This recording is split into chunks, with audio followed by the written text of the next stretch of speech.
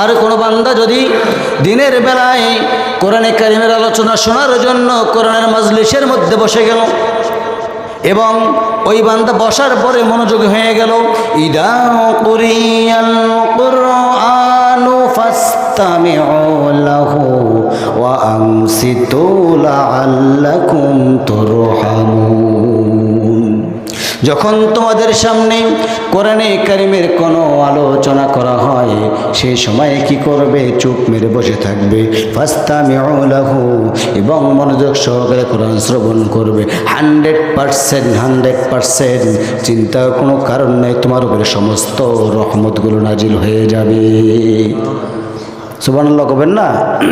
আমার ভাইরা, আজকে তো একটা শুক্রবার, পবিত্রবার, যতগুলো দিন আছে সমস্ত দিনের চেয়ে উত্তম বলি সুবহানাল্লাহ।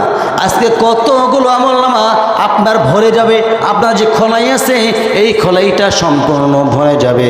তার কারণ হলো সাধারণ কোনো দিন নয়, সাধারণ কোনো রাত নয়, এটা হচ্ছে জুমআর ইয়াউমুল জুমআ ফাসআউ ইলা যিকরিল্লাহ।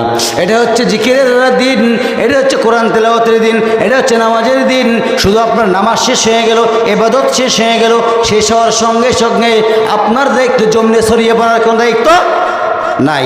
ঠিক যখন আসরের আজান হয়ে গেল আর দেরি করা যাবে? মানে শুক্রবারে নামাজ পড়লাম, হুজুর বলল, হুজুর শুক্রবারে নামাজ পড়তে বলছেন, আসছে সমস্যা কোথায়? আছে না? গাঁও বাঁচানি লোক আছে না? নাই গাঁও বাঁচানি লোক আছে না? বাঁচলাম রে, এবার বাঁচলাম। কেমন? হুজুরে বলছে শুক্রবারের নামাজ পড়লে আর নামাজ লাগবে না, জান্নাত পার হয়ে এবার জাহান্নামে যাবো। যা তুই জাহান্নামে, তোর জন্য দোয়া করি, ঠিক কিনা? যা তুই জাহান্নাম, আমরা দোয়া করি তোর জন্য, যা।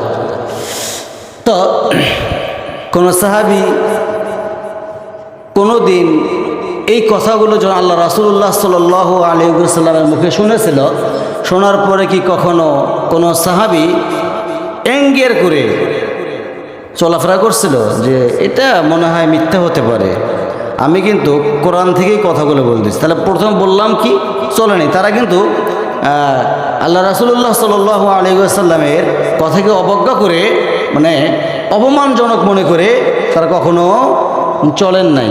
শুনেই সামিআনা ওয়া আতানা, শুনেছে মেনেছে, মানে নাই কারা?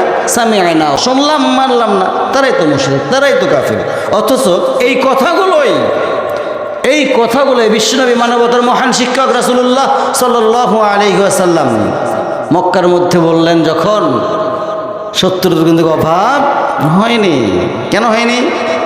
প্রথমে কিন্তু ভালোই সুন্দর সুন্দর কথা বলেছেন, আর শেষ পর্যায়ে আইসা দেখা গেল যখন হকের দাওয়াত দিতে গেলে, দিন প্রতিষ্ঠার আন্দোলন করতে হবে, এখন এটা করা যাবে না, ওইটা করা যাবে না, এইটা করা যাবে, ওইটা করা যাবে, তখন শত্রুর অভাব হইল না।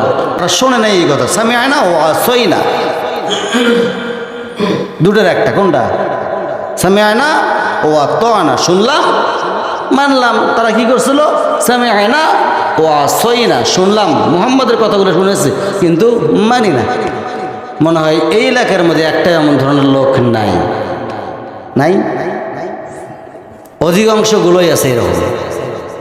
ভাইরা আমার, তো এই যে আমি একটা আয়াত তেলাওয়াত করছিলাম, ইযা যুকিরাল্লাহু ওয়াজিলাত কুলুবুহুম ওয়া ইযা তুলিয়াত আলাইহিম আয়াতুহু যাদাতুহুম ঈমানা ওয়া আলা রাব্বিহিম ইয়াতাওয়াক্কালুন।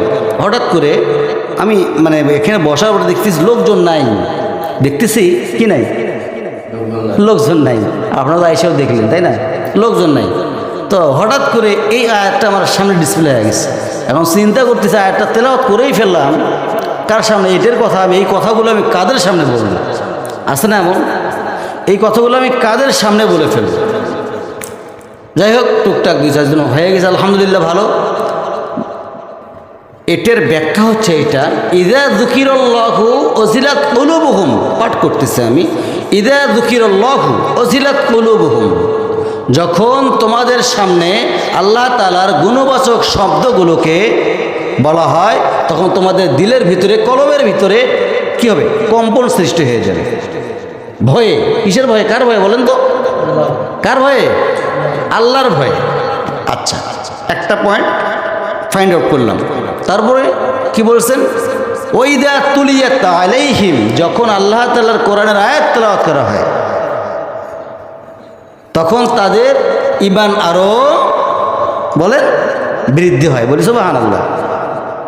যদি ঈমান বৃদ্ধি না হয় বুঝতে হবে ঈমানের ভিতরে ক্যান্সার ঢুকেছে। বুঝেছেন?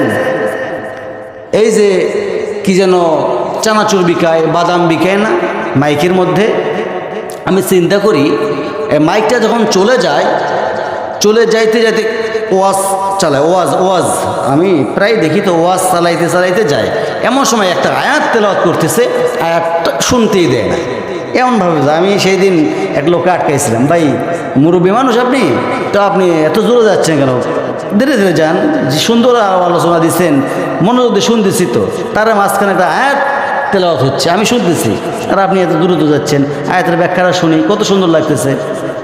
উনি এই কথাটা শুনে আমার মুখের দিকে বহুক্ষণ তাকিয়ে থাকলেন, কোনো কথা বললেন না। এক পর্যায়ে উনি ওখান থেকে আর কোনো কথাই বললেন না আমাকে শুধু বলতে কিছু খাবেন? না, আমি এগুলো খাই না, কারণ ভাজা পোড়া এগুলো খাই না, অ্যাসিডিটি করে। ঠিক আছে, উনি ওখান থেকেই এত পরিমাণ স্লো গেছে, আমি মনে ওনাকে বললাম আপনি নিজে শুনবেন এবং যাবেন, মানুষ যেন বুঝতে পারে, এটার নাম হচ্ছে ঈমান। আমি যেমন বললাম আমার ঈমান আছে, আমি এটা বলতেছি না আমার ঈমানই নেই, ঠিক কিনা? এটা বলা যাবে না। ওই মুহূর্তে আমাকে মনে হলো সেই আয়াতটা তেলাওয়াত করছিল এমন একটা ভয়ঙ্কর, আমি আয়াতটা ভয় করি।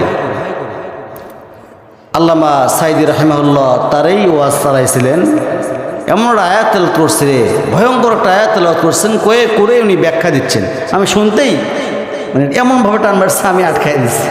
যাই হোক, যখন আমরা কোরআনের আয়াত সমূহ শুনবো তখন কি করব? আমরা তো করতে পারবো না, কিন্তু ঈমান বৃদ্ধি হতে হবে, তরুতাজা হতে হবে, এবং সর্বক্ষণ ভরসা করবো কার উপরে?